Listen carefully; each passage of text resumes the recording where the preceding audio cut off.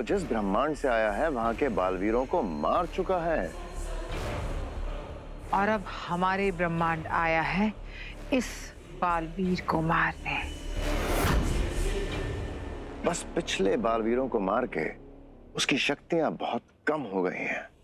उन शक्तियों को वापस हासिल करने के लिए वो बालवीर के परिवार से 3 लोगों की बलि चढ़ाएगा।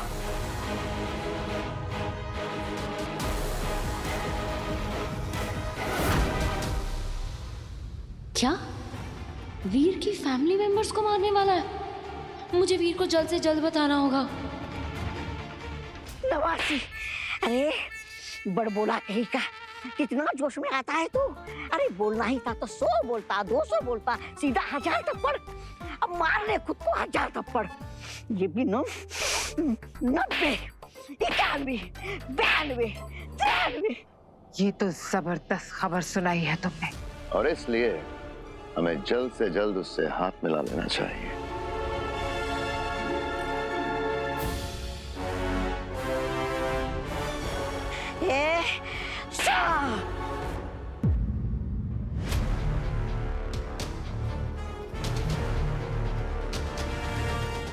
ऐसा क्यों लग रहा है वहां पे कोई ना कोई छुपा हुआ है।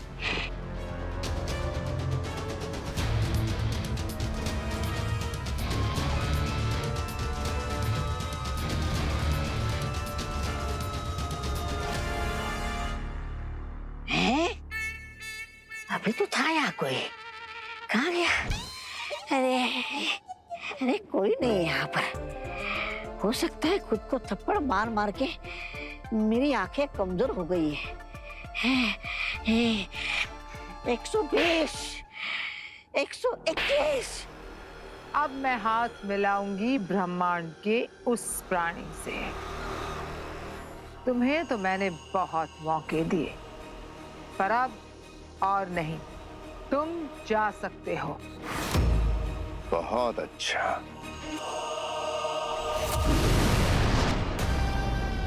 125, मामा 126,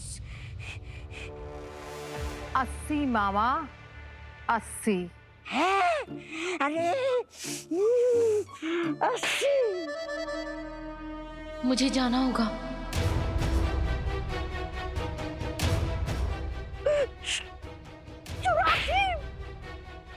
85, 86, 79, 83।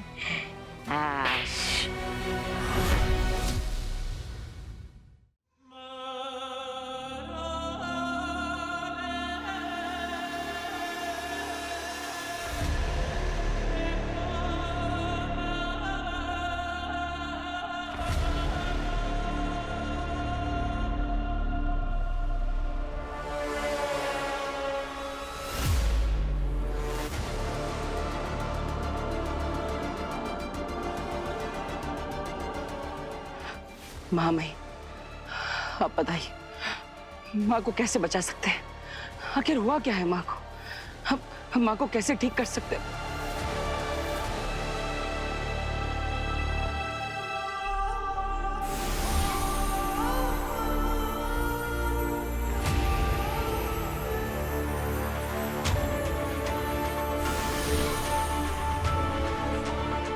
क्या हुआ महामही? आप बताइए मुझे कहाँ जाना होगा?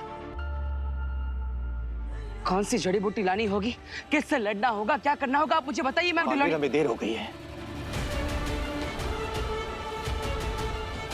इनाम हमारे बीच नहीं रही।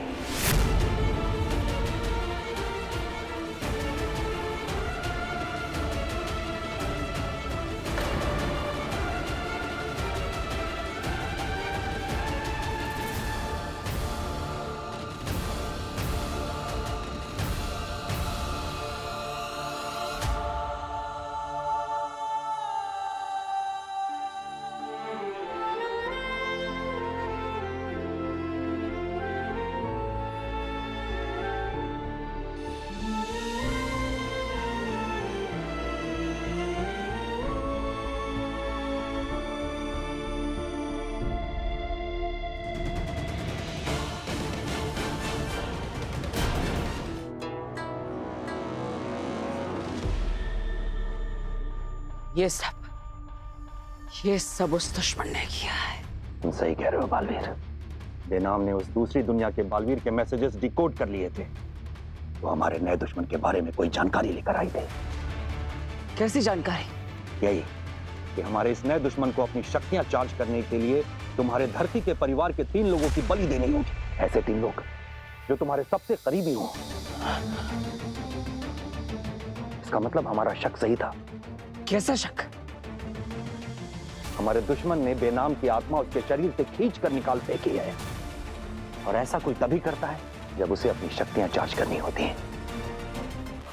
हमने उस दूसरी दुनिया के बालवीर के मैसेजेस डिकोड तो कर लिए थे, लेकिन उन्हें समझने में हमसे गलती हुई है। हमारे इस नए दुश्मन को तुम्हारे पृथ्वी लोक के परिवार के 3 लोगों की बलि नहीं देनी, उसे तुम्हारे करीबी उन 3 लोगों की बलि देनी है जिनके पास जादुई शक्तियां भी हों। अच्छा, और माँ उसका पहला शिकार बन गई। लेकिन इसका एक मतलब यह भी है कि हम बेनाम को बचा सकते हैं। कैसे? बालवीर, इस दुश्मन ने बेनाम की आत्मा को उसके शरीर से खींचकर अपने अंदर समा लिया है। अगर तुम इस दुश्मन को हरा दोगे तो हम बेनाम की आत्मा उसके शरीर से आजाद करवा लेंगे। बालवीर, हम तब तक के लिए बेनाम के शरीर को शाश्वान लोक में संभाल कर रखेंगे, और तुम पता करो कि हमारा नया दुश्मन है कौन।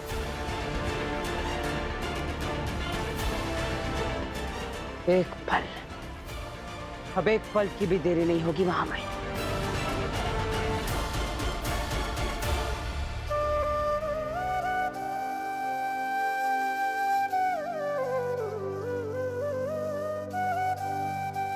चाहे मुझे आसमान जमीन एक क्यों ना करना पड़े, मैं उस दुश्मन को मारकर अपनी मां की आत्मा वापस लेकर आऊंगा। ऐसा कुछ नहीं होगा, क्योंकि जब तक तुम मुझे ढूंढोगे मैं तुम्हारे एक और करीबी को मार दूंगा, और फिर एक और तीसरी बलि चढ़ाते ही मेरी शक्तियां पूरी तरह चार्ज हो जाएंगी। फिर तुम भी बनोगे मेरी इस माला का हिस्सा।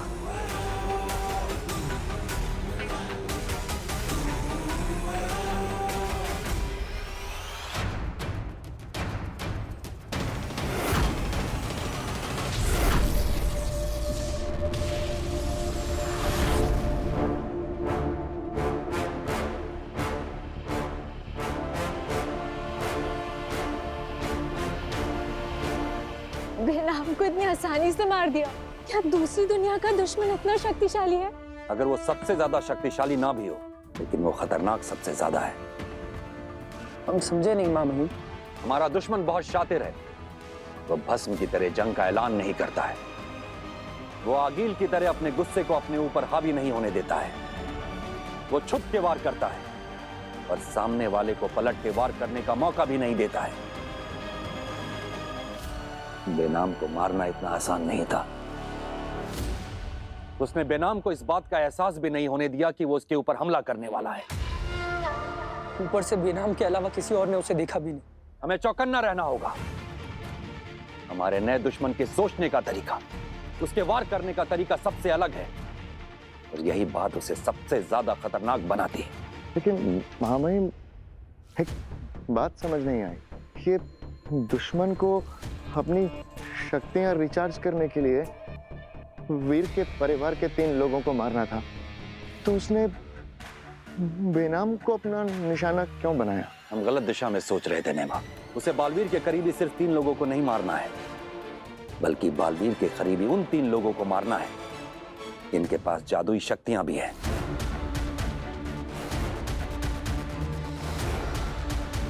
मतलब बेनाम के बाद हम में से कोई 2 उसका अगला शिकार हो सकते हैं। सही कह रहे हो दिल्लाक। इसलिए हम शाश्वान लोक के चारों तरफ एक अदृश्य कवच बना रहे हैं।